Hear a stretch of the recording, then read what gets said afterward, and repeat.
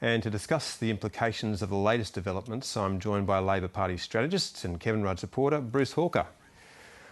Bruce Hawker, it's been a long day for you, it looks like. Did Kevin Rudd call you before he made this press conference? We did have a conversation. It was an escalating day, I think. It was pretty clear in the course of the day that people were going around the gallery making more and more sort of claims against Kevin.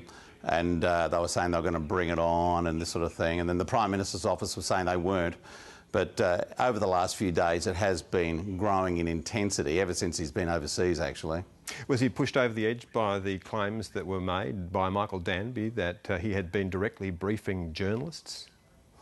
I'm not sure that he even heard of Michael Danby's claims, I'm sorry to say. His office must not be very good. Because that, well, I'm that not was saying that he. I'm not saying if he did or he didn't, but I think there's been a series of events like that in recent days, carefully orchestrated by people inside the government to, make life difficult for Kevin, really to try to push him. And I think he formed the view in the end that in the absence of any strong endorsement from the Prime Minister, particularly in face of attacks from Simon Crean, that the appropriate thing to do was to resign and then come back to Australia, consult with his colleagues and then determine what he's going to do next. And he will do what? Well, I don't know for sure. That's why he's got to consult with his colleagues. What's your feeling? Well, I think he's more likely than not going to challenge, because I think he's very concerned that if he's not the leader of the Australian Labor Party and the government, then Tony Abbott is going to be the next Prime Minister of Australia. And if he's not the leader of the Australian Labor Party, is he prepared to completely destroy it to get his own way? Because that seems to be the outcome of all of this, Bruce Hawker. Well, I don't understand what you mean by that, but because he what he's isn't done going to be resigning his seat. If you're saying is he going to resign his seat, absolutely not. He's not going to be one of those people that walk away from the government and say, we're going to leave you to your own devices. He fought hard during the period between when the election was held and when the government was formed to get people like Katter over the line. And he showed great support for Julia Gillard in that period, and no one should ever suggest anything to the contrary. How long have you been helping? And he's been a very good foreign minister since then too. How long have you been helping Kevin Rudd organise this campaign against the Prime Minister? Well, I don't think there has been a campaign against the Prime Minister. Surely now we can put aside the facade now, can't we, Bruce Hawker? We know that this has been going on for months. We know that there's been briefings going on. We can continue to play the games, but there's been a campaign. Well, I think there has been a campaign to destabilise Kevin Rudd, and if he's responded occasionally to some of those claims whilst not trying to go out and have a public fight with the government or members of the government, then I think he's done the right thing. But I think we will probably see this thing come to a head in the coming days. And as I said, the main question for backbenchers is going to be this: who is best equipped to lead the Labor government to a victory over the real enemy, Tony Abbott? And the answer to that has got to be Kevin Rudd. And that's a slogan. That's something that you clearly worked on with Kevin Rudd today, wasn't it? No, I think that's pretty self-evident, really, Chris. The real opponent for the government is Tony Abbott. And Kevin Rudd is a very popular politician. Everyone knows that. He's the most popular politician in the Labor government by a long shot. And he's somebody who's put his shoulder to the wheel constantly on behalf of the government as Foreign Minister and as Prime Minister. He's got runs on the board. I think the Australian public thinks he was done a very bad deal in the way in which he was removed. And now there could be an opportunity to redress some of that. But more importantly, for backbenchers, there's an opportunity for them to ask themselves, who's best equipped to look after my interests as the representative of ex-electorate? And it's got to be Kevin Rudd. And given all that we have seen, you say is the most popular person in the Labor Party. That's like saying he's the most popular person in a leper colony at the moment, isn't it? I think he's a very popular politician, full stop. He's much more popular than Tony Abbott. The published polls will tell you that, as you know full well. I think he's probably the most popular politician in the country at the moment. It's him and Turnbull. Interestingly, neither of them leaders of their respective parties. He said today that Tony Abbott didn't have the temperament to be Prime Minister of Australia.